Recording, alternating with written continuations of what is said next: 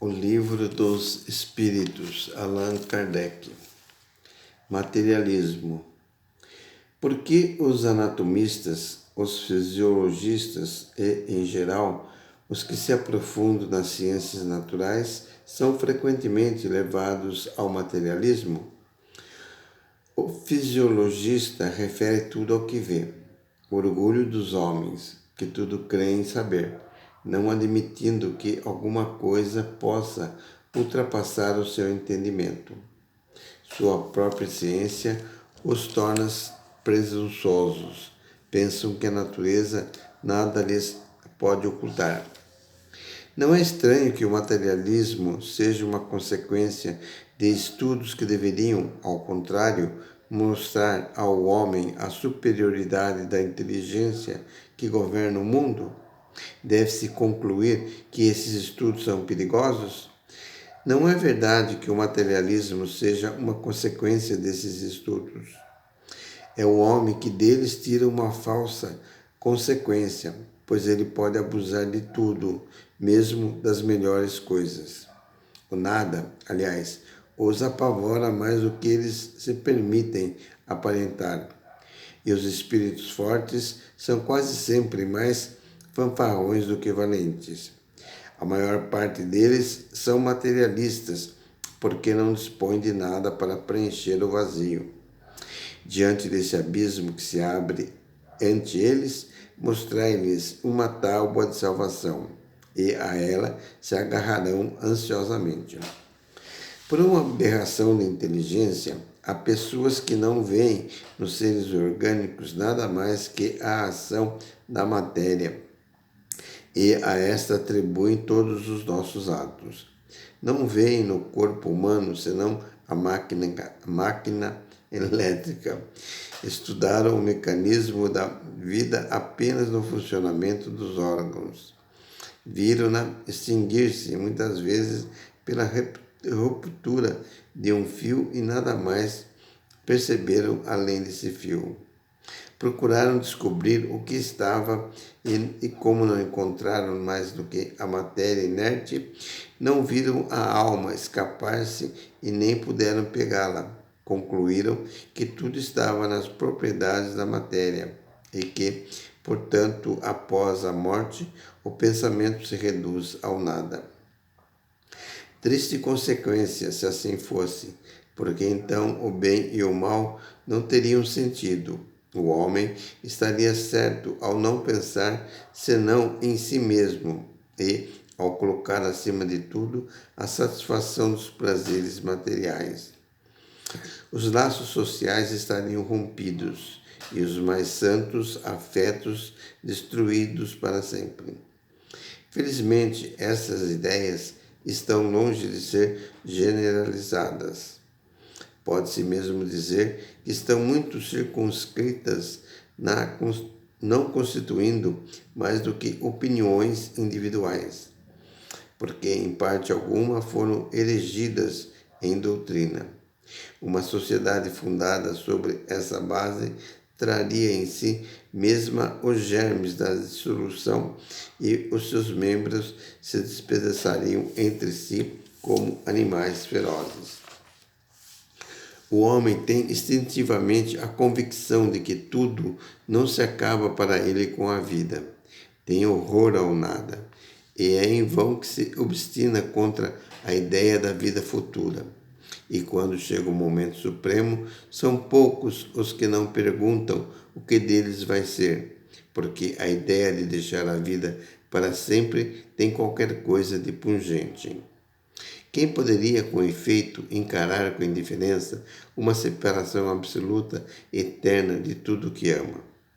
Quem poderia ver, sem terror, abrir-se à sua frente o imenso abismo do nada, pronto a tragar para sempre todas as nossas faculdades, todas as nossas esperanças e, ao mesmo tempo, dizer: qual? Depois de mim, nada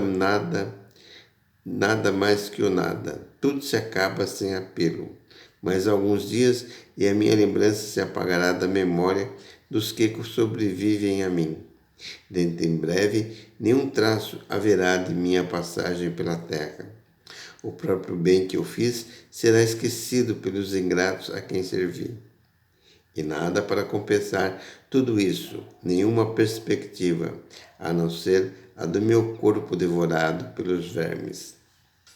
Esse quadro não tem qualquer coisa de horroroso e de glacial. A religião nos ensina que não pode ser assim, e a razão o confirma. Mas uma existência futura, vaga e indefinida, nada tem que satisfaça o nosso amor do positivo. E é isso que, para muitos, engendra a dúvida. Está certo que tenhamos uma alma, mas o que é a nossa alma? Tem ela uma forma, tem ela uma forma, alguma aparência?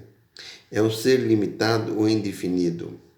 Dizem alguns que é um sopro de Deus, outros que é uma centelha, outros uma parte do grande todo, o princípio da vida e da inteligência. Mas o que é que tudo isso nos oferece? Que nos importa ter uma alma se depois da morte ela se confunde com a imensidade, como as gotas d'água no oceano? A perda da nossa individualidade não é para nós o mesmo que o nada? Disse ainda que ela é imaterial, mas uma coisa imaterial não pode ter proporções definidas, e para nós equivale ao nada. A religião nos ensina também que seremos felizes ou desgraçados, segundo o bem ou o mal que tenhamos feito. Mas qual é esse bem que nos espera no seio de Deus? É uma beatude, uma contemplação eterna, sem outra ocupação que a de cantar louvores ao Criador? As chamas do inferno são uma realidade ou apenas um símbolo? A própria Igreja as compreende nesse último sentido. Mas então, que sofrimentos são esses? Onde se encontra o lugar de suplício? Em uma palavra, o que se faz e o que se vê nesse mundo que nos espera a todos. Ninguém costuma se dizer voltou de lá para nos dar conta do que existe. Isto, porém, é um erro, e a missão do Espiritismo é precisamente a de nos esclarecer sobre esse futuro, a de nos fazer, até certo ponto, vê-lo e tocá-lo, não mais pelo raciocínio, mas através dos fatos. Graças a comunicações espíritas, isto não é mais uma presunção, uma probabilidade sobre a qual cada um imagina à vontade, que os poetas embelezam com suas ficções ou enfeitam as imagens alegóricas que nos seduzem.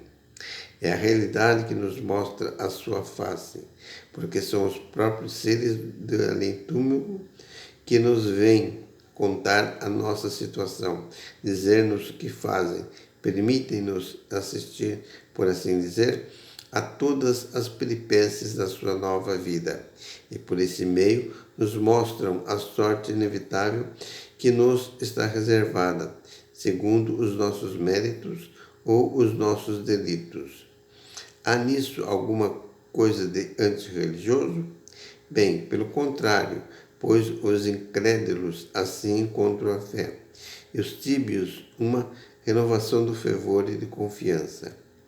O Espiritismo é o mais poderoso auxiliar da religião, e se assim acontece, é porque Deus o permite para reanimar as pessoas esperanças vacilantes e nos conduzir ao caminho do bem pelas perspectivas do futuro.